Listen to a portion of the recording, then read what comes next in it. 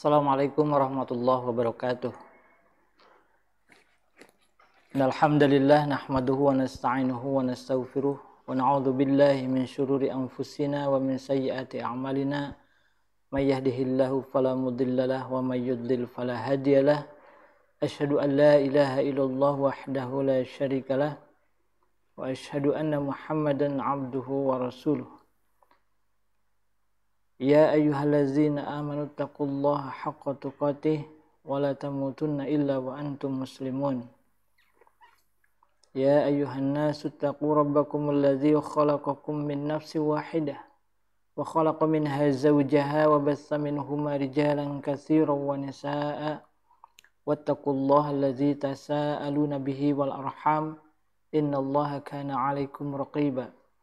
Ya ayyuhallazina amanu taqullaha wa qulu qawlan sadida yuslih lakum a'malakum wa yaghfir lakum dhunubakum wa may yuti'illaha wa rasulahu faqad faza fawzan 'azima.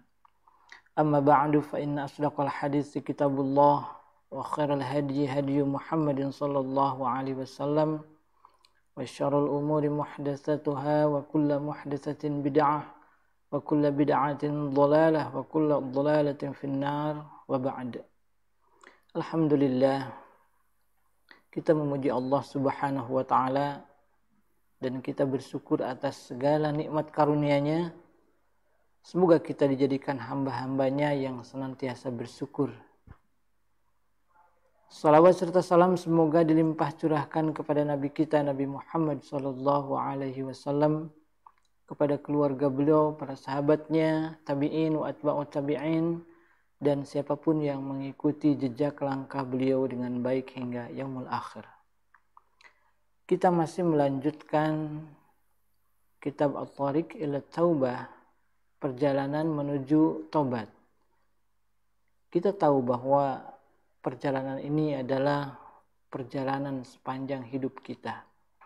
Sepanjang kita masih seorang anak Adam yang disifati dengan banyak kesalahan-kesalahan, maka kita pun harus memperbanyak taubat kepada Allah Subhanahu wa taala. Walaupun rintangannya banyak, hambatannya, gangguannya, ada beberapa hal para ulama membimbing kita supaya hambatan, tantangan, dan gangguan-gangguan itu bisa kita atasi. Beberapa kiat sudah kita bahas dan ini adalah kiat yang ke-9, yakni istihdaru fawaidi tarkil ma'asi, yakni menghadirkan faidah-faidah atau manfaat-manfaat dari meninggalkan dosa. Qala Ibnul Qayyim rahimahullah, beliau berkata, Subhanallahi Rabbil Alamin Lau lam yakun fi tarkil ma'asi illa iqamatul muru'ah, dan seterusnya dan seterusnya. Ya. Subhanallah, maha suci Allah. Dia adalah Rabb semesta alam. Seandainya dalam meninggalkan maksiat itu tidak ada manfaat-manfaatnya, kecuali ini yang akan nanti disebutkan ya oleh Ibnul Qayyim, banyak sekali. Kalau seandainya ya manfaatnya itu hanya segini saja, maka niscaya orang-orang yang bermaksiat kepada Allah Subhanahu wa taala akan segera berhenti ketika mereka menghadirkan manfaat-manfaat dari meninggalkan maksiat ini. Kalau hanya ini saja, manfaatnya itu sudah cukup sebenarnya bagi seseorang untuk meninggalkan maksiat. Yang pertama mana? Iqamatul muru'ah, yakni tegaknya muru'ah, kehormatan seseorang. Kalau seseorang di hadapan Allah Subhanahu wa taala, di hadapan Allah Subhanahu wa taala dia menjaga diri agar senantiasa taat kepada Allah, meninggalkan maksiat kepadanya, pasti akan Allah berikan kepadanya muru'ah, harga diri. Kemudian hifzul jah. Hifzul jah. Allah akan jaga wibawanya, akan jaga kedudukannya. Banyak orang yang pertama kali mendapatkan kedudukan di sisi manusia, akan tetapi kemudian dia berbuat maksiat kepada Allah Subhanahu wa taala, maka Allah jadikan ia hina di hadapan manusia. Sudah banyak contoh yang seperti ini. Wasyanatul mal, meninggalkan maksiat juga bisa menjaga harta kita. Allazi ja'alallahu qawaman limasalihid dunya wal akhirah. Harta kita akan dijaga oleh Allah Subhanahu wa taala kalau kita meninggalkan maksiat. Dan harta kita sejatinya adalah untuk menegakkan berbagai amal-amal soleh yang bermanfaat bagi dunia kita maupun bagi akhirat kita. Wa mahabbatul khalqi, meninggalkan maksiat juga akan mengakibatkan makhluk-makhluk Allah Subhanahu wa taala mencintainya. Sesama manusia akan memberikan cintanya kepada orang yang pandai menjaga dirinya. Dia tinggalkan maksiat kepada Allah Subhanahu wa taala, maka makhluk akan digerakkan oleh Allah Subhanahu wa taala untuk mencintainya. Wa jawazul qali bainahum, perkataannya akan diikuti oleh manusia. Kalau ia berkata, maka perkataannya itu akan diikuti oleh manusia. Ini akibat dari meninggalkan maksiat. Maka sebaliknya, orang yang senantiasa tenggelam dalam maksiat kepada Allah, kalau ia berkata, maka tidak akan dianggap oleh manusia. Wasalahul ma'ashi, kehidupannya akan baik. Kehidupannya akan tertata, akan teratur. Beda dengan orang yang suka maksiat kepada Allah Subhanahu wa taala.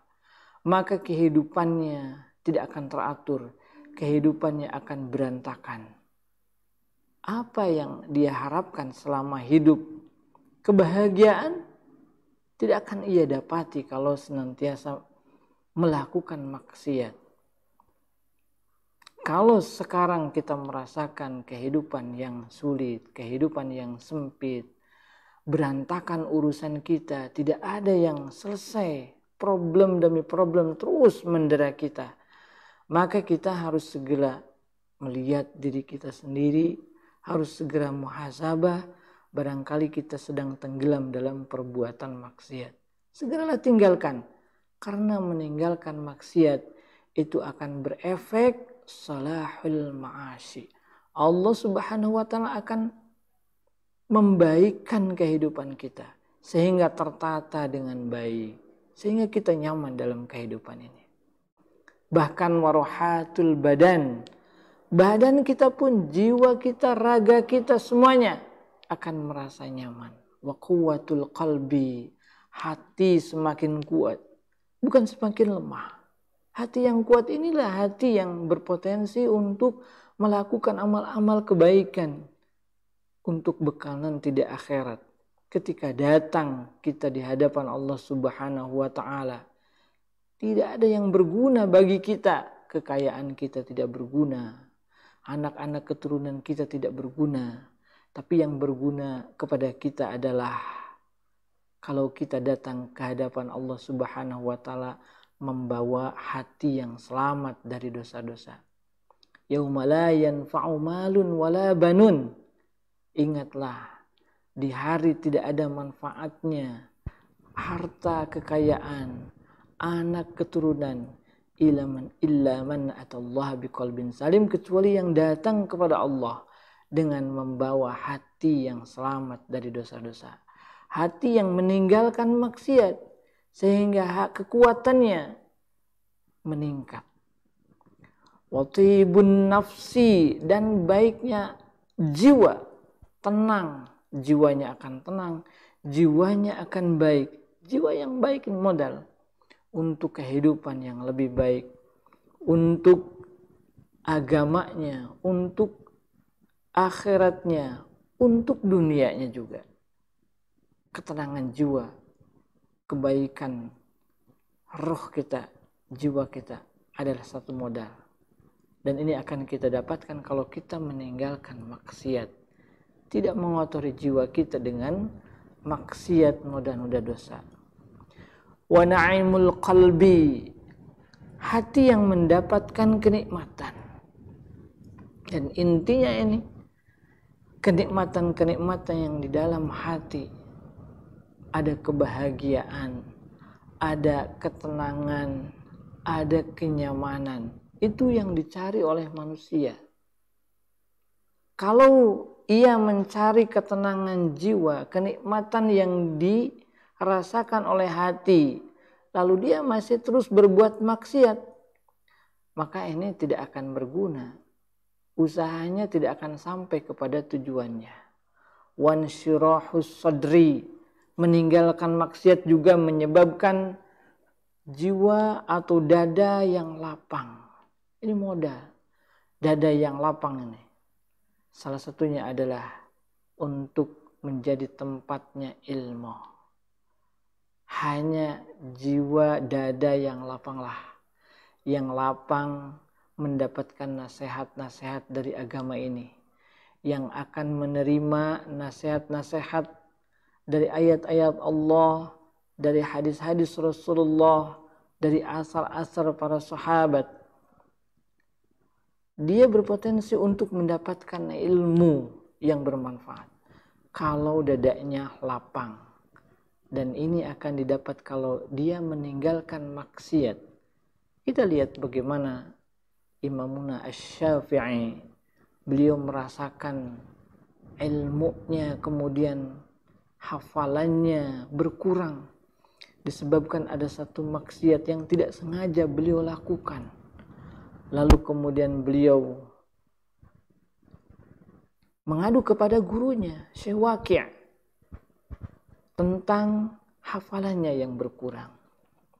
Maka Syekh Waqi' pun kemudian memberikan nasihat kepada Imam Asy-Syafi'i untuk meninggalkan maksiat. Jelas, ya?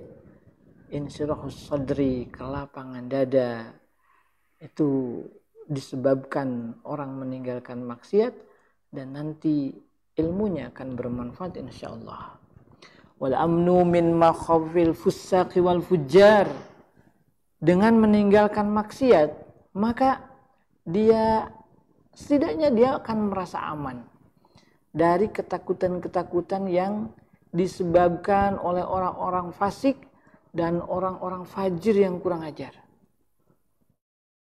Mereka tidak akan berani, orang-orang fasik, orang-orang fujar, orang-orang yang kurang ajar itu tidak akan berani kepada orang yang meninggalkan maksiat. Mereka hanya akan berani kepada orang-orang yang sama-sama berbuat fasik, berbuat maksiat, kurang ajar kepada Allah Subhanahu wa taala. Dan Allah Subhanahu wa taala akan menjaga orang-orang yang menjaganya, menjaga Allah. Ihfazillah yahfazka. Jagalah Allah, yakni dengan melaksanakan ketaatan kepada Allah, dengan meninggalkan maksiat kepada Allah. Yahfazka, maka Allah pun akan menjagamu. Akan menjaga dari mana?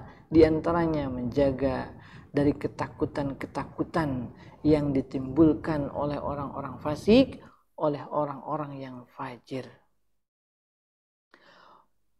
Wa qillatul hammi wal ghammi wal hazan. Meninggalkan maksiat juga memberikan efek yang baik. Duka cita akan menghilang. Kesedihan akan berkurang, akan sedikit. Walaupun memang dalam hidup ini manusiawi saja. Seseorang merasa gundah gulana, seseorang kemudian ditimpa duka cita, kesedihan, tapi tidak akan berpengaruh besar kepada jiwanya. Akan menjadi kecil, akan menjadi sedikit, akan menjadi berkurang kalau seseorang itu meninggalkan maksiat kepada Allah Subhanahu wa ta'ala. Wa izzun nafsi an ihtimaliz zulli. Kemudian jiwanya akan mulia. Orang-orang yang meninggalkan maksiat itu akan diberikan oleh Allah Subhanahu wa ta'ala jiwa yang mulia, jauh dari kemungkinan menjadi hina dina. Allah akan jaga muruahnya tadi, Allah akan jaga wibawanya tadi, Allah akan juga muliakan jiwanya. Mulia pribadinya, izzan fin nafsi wa kariman baina jinsi, dan dia juga akan dihargai oleh manusia yang lainnya dalam pergaulan. Sebaliknya kalau orang berbuat maksiat bahkan sampai terang-terangan manusia tahu semuanya, maka hilanglah kemuliaan dirinya akan lenyap. Yang ada adalah akan diremehkan, akan dihinakan oleh manusia. Contoh yang terbaik yang nyata di hadapan mata kita. Bagaimana kalau seseorang bermaksiat minum khamr sampai mabuk misalnya? Maka hatta anak kecil pun tidak akan menaruh hormat sama sekali. Akan dipermainkan, akan diolok-olok walaupun oleh anak kecil. Ini salah satu contoh yang nyata terlihat di depan kita. Bahwa kalau kita tetap terus-menerus di dalam dosa, maka kehinaan yang akan menimpa kita. Wibawa kita akan lenyap, kemuliaan diri kita akan hilang, dan kita akan dihinakan, diolok-olok, dikecilkan oleh manusia. Wasawnu nuril qalbi antutfi'uhu zulmatul maksiyah. Dan kalau kita meninggalkan maksiat kepada Allah Subhanahu wa ta'ala, maka cahaya hati kita akan dijaga oleh Allah Subhanahu wa ta'ala, tidak akan dipadamkan oleh gelapnya maksiat. Hati itu memiliki cahaya. Hati yang bersinar, hati yang bersih. Dia akan menerima tauhid. Dia akan tertanam di dalamnya ilmu yang bermanfaat. Akan timbul sifat-sifat mahmudah dari hati yang baik, hati yang terang bercahaya. Bagaimana kalau dipadamkan hati itu oleh gelapnya dosa-dosa? Maka mulai pudarlah, jiwanya akan gelap. Hatinya tidak akan dijaga oleh Allah Subhanahu wa ta'ala. Maka segeralah untuk meninggalkan dosa-dosa sekecil apapun, seberat apapun. Kita berprasangka baik kepada Allah Subhanahu wa ta'ala. Allah akan menolong hamba-hambanya yang bertobat kepadanya, kembali kepadanya. Agar Allah jaga cahaya hati kita tidak padam oleh gelapnya maksiat. Wa husulil makhraji lahu mimma dhaqu 'alal fusaki wal fujjar. Dan kalau kita segera meninggalkan maksiat, kita akan berhasil mendapatkan solusi yang terbaik dari setiap yang bisa menyempitkan hati kita akibat dari perbuatan orang-orang yang fasik, orang-orang yang kurang ajar. Para pelaku-pelaku maksiat. Rata-rata memang begitu. Orang yang suka berbuat maksiat, maka pergaulannya pun bersama orang-orang yang serupa. Jangan dikira sesama mereka itu saling mendukung, tetapi sesama mereka sesungguhnya saling mengganggu. Dan kita lihat nanti di akhirat mereka akan saling berlepas diri. Akan saling berlepas diri satu sama lain. Di akhirat seperti itu, di dunia pun demikian. Hadirin rahimani wa rahimakumullah. Kalau kita segera meninggalkan maksiat, maka pasti Allah akan memberikan jalan keluar bagi kita. atas masalah-masalah kita dengan orang-orang fasik tersebut. Kita tinggalkan maksiatnya, maka dengan sendirinya orang-orang yang fasik, pelaku-pelaku maksiat juga akan menjauh, akan dienyahkan oleh Allah Subhanahu wa taala. Wa taysirur rizqi alaihi min haitsu la yahtasib. Dan sebagian efek pengaruh dari meninggalkan maksiat kepada Allah adalah dimudahkan rezeki kita. Bahkan diberikan rezeki oleh Allah Subhanahu wa taala dari tempat, dari arah, dari hal yang tidak terduga. Dan kita tahu kalau sesuatu yang tidak terduga berupa rezeki dari Allah Subhanahu wa taala, misalnya berupa harta kekayaan. Kalau sesuatu yang tidak bisa kita duga, maka itu memiliki potensi jumlahnya tidak terbatas. Lain halnya kalau rezeki yang bisa kita duga, seperti misalnya gaji kita. Kita mendapatkan gaji tiap bulan dari perusahaan misalnya sekian. Itu adalah bisa diduga. Bulan depan kalau kita kerja ya kita pun akan mendapatkan ya yang sama jumlahnya. Bisa diduga. Segitu-segitu aja. Tapi kalau sesuatu itu sudah tidak bisa diduga, tidak terduga, maka ini memiliki potensi jumlahnya tidak terbatas. Bagaimana kalau kita memilih yang tidak terbatas ini lalu kita berprasangka baik kepada Allah Subhanahu wa taala? Allah berikan kepada kita rezeki yang sangat luas, yang sangat besar dengan potensi yang tidak terbatas. Maka caranya tinggalkan maksiat sekarang juga. Karena orang yang meninggalkan maksiat kemudian diganti dengan perbuatan taat kepada Allah Subhanahu wa taala disertai pengagungan kepada Allah, disertai dengan mahabbah kecintaan yang penuh kepada Allah, maka dia akan menjadi orang yang bertakwa. Wa may yattaqillaha yaj'al lahu makhraja wa yarzuqhu min haitsu la yahtasib. Ketika dia menjadi seorang yang bertakwa, maka firman Allah Subhanahu wa taala, siapa saja yang bertakwa kepada Allah, maka Allah akan jadikan solusi jalan keluar dari segala permasalahannya.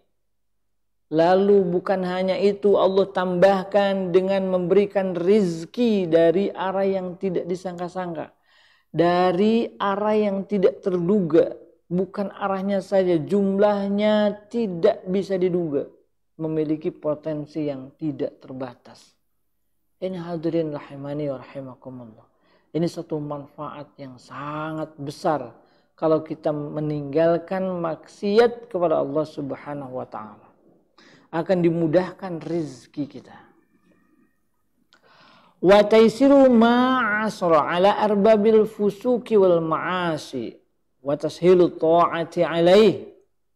Selain dimudahkan perkara-perkara yang sulit, urusan-urusan kita dengan orang-orang fasik dan orang-orang yang bermaksiat, maka Allah pun memudahkan kita untuk taat kepadanya. Karena pada hakikatnya ketaatan-ketaatan kepada Allah Subhanahu wa taala, kalau masih kita rasakan sulit untuk taat kepada Allah, maka hakikatnya itu disebabkan ada belenggu-belenggu yang mengikat kita sehingga kita berat untuk melakukan ketaatan.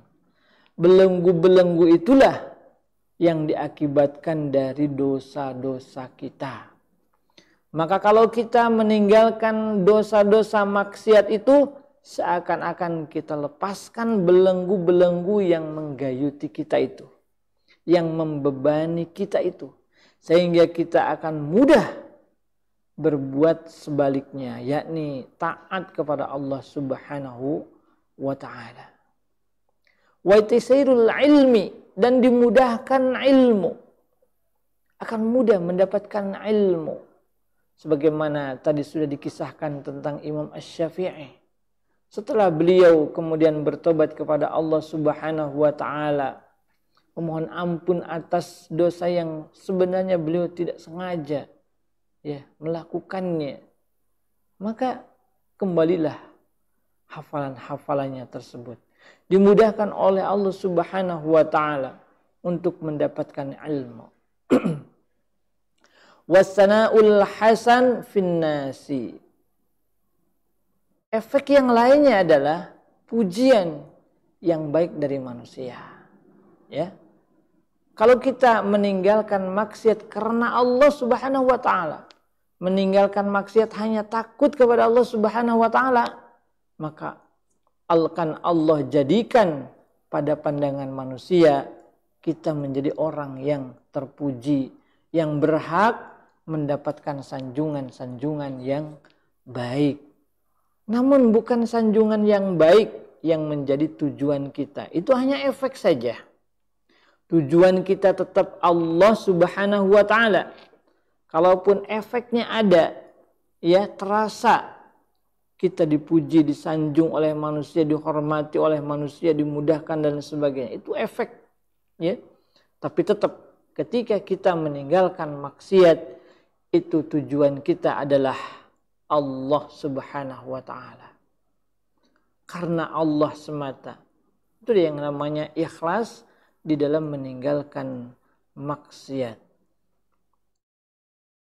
Wa kasratud du'a ilahu, dan orang yang meninggalkan maksiat dia akan didoakan oleh manusia, akan didoakan oleh orang banyak. Dia akan terkena doa-doanya orang mukmin. Kita kan sesama muslim saling mendoakan. Seperti misalnya Allahumma gfir lil mu'minina wal mu'minat. Ya Allah, ampunilah orang-orang mukmin laki-laki maupun orang mukmin perempuan. Kalau kita meninggalkan maksiat, maka doa itu termasuk kepada kita juga. Kita didoakan oleh sesama muslim. Kemudian Rasulullah Shallallahu Alaihi Wasallam juga sering mendoakan umatnya. Kalau kita meninggalkan maksiat, maka kita akan termasuk yang didoakan oleh Rasulullah Sallallahu Alaihi Wasallam. Malaikat pun sering mendoakan manusia-manusia yang beriman, yang meninggalkan maksiat kepada Allah Subhanahu Wa Taala. Ini efek yang lain, luar biasa, Kita yang berdoa mungkin belumlah layak untuk dikabul oleh Allah Subhanahu wa taala. Tapi bagaimana kalau itu adalah doanya malaikat? Bagaimana kalau itu adalah doanya Rasulullah sallallahu alaihi wasallam? Dan bagaimana kalau itu adalah doa orang-orang mukmin? Maka kita berharap besar. Kita termasuk di antara doa-doa mereka. Hadirin rahimani wa rahimakumullah.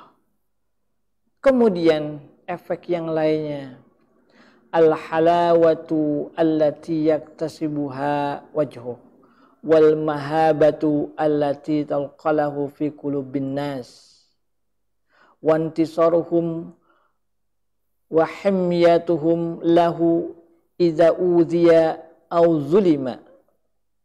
Masya Allah, ternyata bukan hanya pujian manusia saja yang akan terdengar oleh orang-orang yang meninggalkan maksiat, bukan hanya doa-doanya saja yang kemudian doa yang baik itu terkena kepada orang yang meninggalkan maksiat,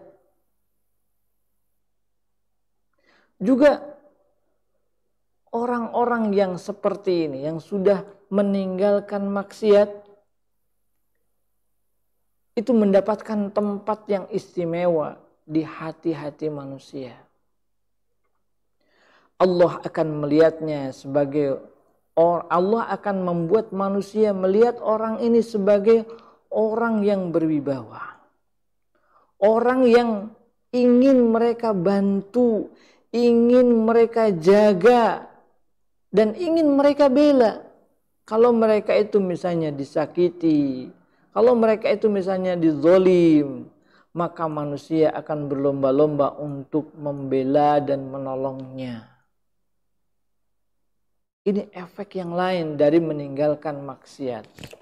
Sebaliknya, kalau orang itu terus-menerus tenggelam dalam maksiatnya, manusia bukan memuji, manusia juga bukannya membantu mereka, manusia juga bukan membela mereka, bahkan mereka sebaliknya, ya, akan merasa senang, akan merasa puas, ya, akan sebaliknya.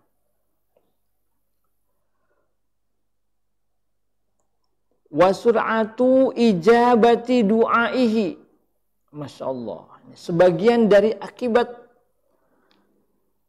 meninggalkan maksiat adalah doanya segera dikabul oleh Allah. Kita ingin doa-doa kita dikabul oleh Allah Subhanahu wa ta'ala. Maka tinggalkanlah maksiat-maksiat. Dalam satu hadis yang cukup panjang, Rasulullah SAW menceritakan ada seorang yang dalam perjalanan, dia mengangkat tangan kepada Allah Subhanahu wa ta'ala, berdoa kepadanya. Dia mengucapkan Asmaul Husna, ya Rabb, ya Rabb. Lihatlah orang ini melakukan hal-hal yang sejatinya bisa mempercepat dikabulkannya doa. Pertama, karena ia dalam keadaan safar perjalanan. Dan keadaan perjalanan itu adalah mustajabud doa, tempat diijabahnya doa. Kemudian dia mengangkat tangan. Adab yang baik ketika berdoa mengangkat tangan. Allah akan malu. Allah akan malu kalau hambanya yang berdoa kepadanya menurunkan tangannya, lalu tangan itu nihil, tidak dijawab oleh Allah. Jadi mengangkat tangan dia itu. Kemudian dia juga menggunakan wasilah, tawassul dengan nama-nama Allah, Rabb. Termasuk Asmaul Husna, ya Rabb, ya Rabb. Tapi 3 hal ini tidak membuat doanya dikabul oleh Allah Subhanahu wa ta'ala. Sabda Rasulullah SAW, bagaimana dia mau dikabul doanya? Karena dia memakan makanan yang haram. Dia tumbuh dari gizi yang haram. Apa yang dia gunakan dalam hidupnya banyak dari yang haram. Maka tinggalkan itu semuanya. Maksiat tersebut tinggalkan. Sehingga nanti akan dipercepat oleh Allah Subhanahu wa ta'ala pengampunan dosanya. Wa zawalul wahsyatil lati bainahu wa bainallah. Kalau sedang berbuat maksiat, pasti akan merasa jauh dari Allah Subhanahu wa ta'ala. Maka ketika maksiat itu kemudian ditinggalkan, hilanglah wahsyah tersebut. Dia akan merasa nyaman bersama Allah Subhanahu wa ta'ala. Dia akan senang bermunajat, berbisik-bisik dengan Allah Subhanahu wa ta'ala. Akan merasakan kenyamanan dan kedekatan. Wa qurbul malaikati minhu. Malaikat-malaikat pun dekat kepadanya. Wa bu'adu syayatinil jinni wal insi minhu. Sebaliknya, setan dari golongan jin maupun dari golongan manusia itu akan lari dan menjauh darinya. Wa tanafusun nasi ala khidmatihi wa qada'i hawajihi. Manusia akan berlomba-lomba untuk melayaninya dan memenuhi kebutuhan-kebutuhannya. Masya Allah. Wa adam ya khawfi minal maut. Dia tidak akan takut dari kematian. Bal yafrahu bihi likudumihi ala rabbihi. Bahkan dia akan gembira. Karena kematian itu berarti segera datangnya dia ke hadapan Allah Subhanahu wa ta'ala. Wa liqa'ihi lahu, dan cepat berjumpa dengannya. Wa masirihi ilaihi, dan tempat kembalinya kepadanya. segera dia akan mendapatkan janji-janji Allah Subhanahu wa taala. Tidak ada duka cita menghadapi kematiannya. Hadirin rahimani wa rahimakumullah. Ternyata banyak sekali faedah-faedah dari meninggalkan maksiat yang disampaikan oleh Ibnul Qayyim rahimahullah. Tapi waktu juga yang memisahkan kita. Semoga kita bisa melanjutkan pembacaan kitab ini masih di perkataan Ibnu Qayyim tentang faidah-faidah, manfaat-manfaat dari meninggalkan maksiat. Semoga kita diberikan kekuatan oleh Allah Subhanahu wa taala untuk meninggalkan maksiat-maksiat, dan semoga Allah memberikan faidah-faidah yang sangat melimpah ini kepada kita semuanya. Wassallallahu ala nabiyyina Muhammad wa ala alihi washabihi ajmain. Subhanakallahumma bihamdika asyhadu an la ilaha anta astaghfiruka wa atubu ilaik. Assalamualaikum warahmatullahi wabarakatuh.